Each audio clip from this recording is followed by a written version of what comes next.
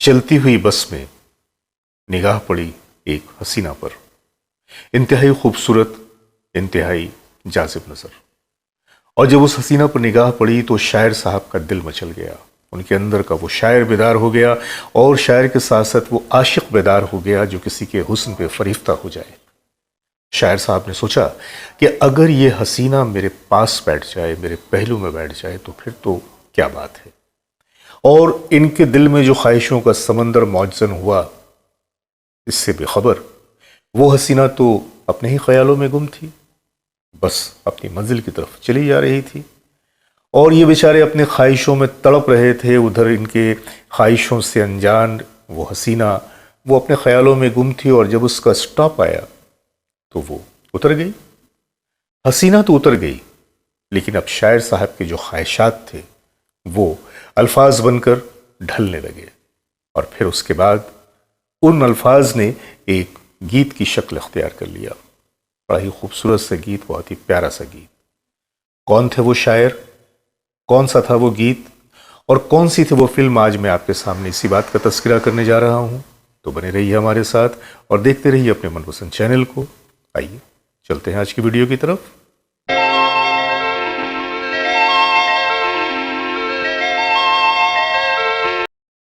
सभी दोस्तों की खिदमत में मैं जावेद नसीम अपना आदाब, सलाम, नमस्कार और सत श्री अकाल पेश करता हूं। और दोस्तों, आज मैं आपको लिए चलता हूं 1964 की तरफ।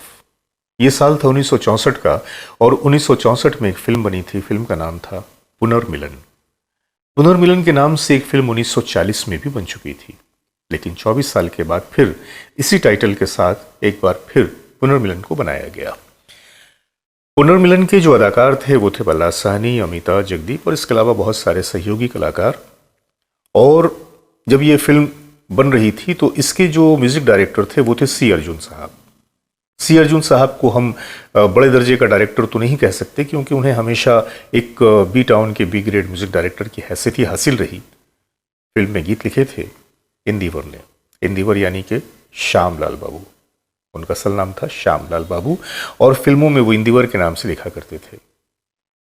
ये उस जमाने की बात है कि जब इंदिवर जी बसों में सफ़र किया करते थे, बसों से ही आना जाना करते थे, घर से स्टूडियो या कहीं भी उन्हें आना जाना होता था। एक दिन ऐसा हुआ कि जब वो स्टूडियो के लिए घर से निकले, बस में सवार हुए, बस में बैठे, तो अचानक उनकी निगाह एक खातून पर पड़ी। वो खातून क्या थी कि हुस्न का मुजस्समा थी, और इंदिवर साहब उसे देख के जैसे फरिफ्ता हो गए। उनके दिल में बेसाख्ता ये ख्याल पैदा होने लगा कि ये जो खातून सामने है, अगर ये मेरे पास मेरे पहलू में बैठ जाए तो क्या बात है। और वो तो अपने ख्वाहिशों में गुम थे, उधर वो हसीना अपने ख्यालों में गुम थी, बस थी कि अपने सफ़र की तरफ चली जा रही थी। ये बेचारे शायर साहब तो सोच रहे थे और अपनी ख्वाहिशों में जल रहे थे, और फिर इसमें जब वो हसीना का स्टॉपेज आया तो वो तो उतर गई, वो खातून तो उतर गई, लेकिन कहीं ना कहीं शायर साहब को तड़पता बिलखता छोड़ गई। अपने ख्यालात में गुम जब इंदिवर साहब स्टूडियो पहुंचे तो वहां जाने के बाद उन्होंने अपने ख्यालों को अल्फाज की शक्ल दी, और अल्फाज जो थे वो एक गीत में ढलकर सामने आए। फिल्म पुनर्मिलन तो बन रही थी और वही इसके गीतकार थे। तो उन्होंने उस गीत को जो उन्होंने लिखा था उस हसीना के लिए सी अर्जुन साहब को दिखाया। सी अर्जुन साहब ने देखा तो बहुत उन्हें पसंद आया, और उसी वक्त उन्होंने मुखड़े की धुन बना दी। और जब प्रोड्यूसर और डायरेक्टर ने देखा तो वो भी बड़े खुश हुए और कहा कि ये जो गीत है, गर्चे ही रोमांटिक गीत है ये, लेकिन ये रोमांटिक गीत बहुत ही अलग अंदाज का है। उसे फिल्म में रखा गया और उस गीत को जगदीप साहब और अमिता जी पे पिक्चराइज किया गया। जगदीप साहब हालांकि कॉमेडियन है, लेकिन उन्होंने काफ़ी फिल्मों में हीरो के बतौर भी काम किया है, लाइट रोल में।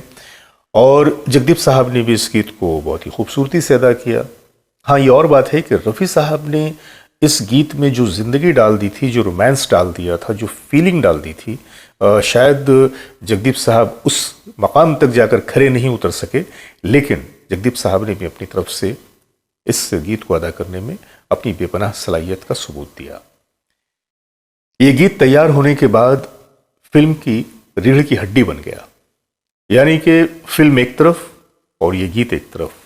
लोगों को चाहे फिल्म के दूसरे गीत याद हो ना हो, फिल्म याद हो ना हो, लेकिन पुनर्मिलन का ये गीत लोगों को याद रह गया और इस तरह से याद रह गया कि ये गीत आज तक लोगों को याद है।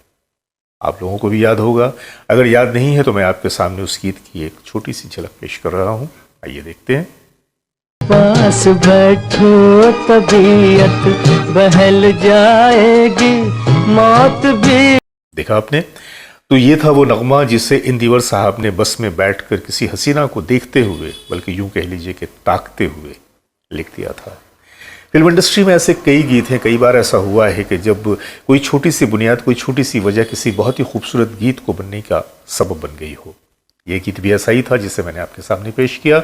आप चाहें तो यूट्यूब पे जाकर इस गीत को पूरे का पूरा देख भी सकते हैं, सुन भी सकते हैं। और अब अपने दोस्त जावेद नसीम को इजाज़त दीजिए, बहुत सारी मोहब्बतों के साथ। नमस्कार।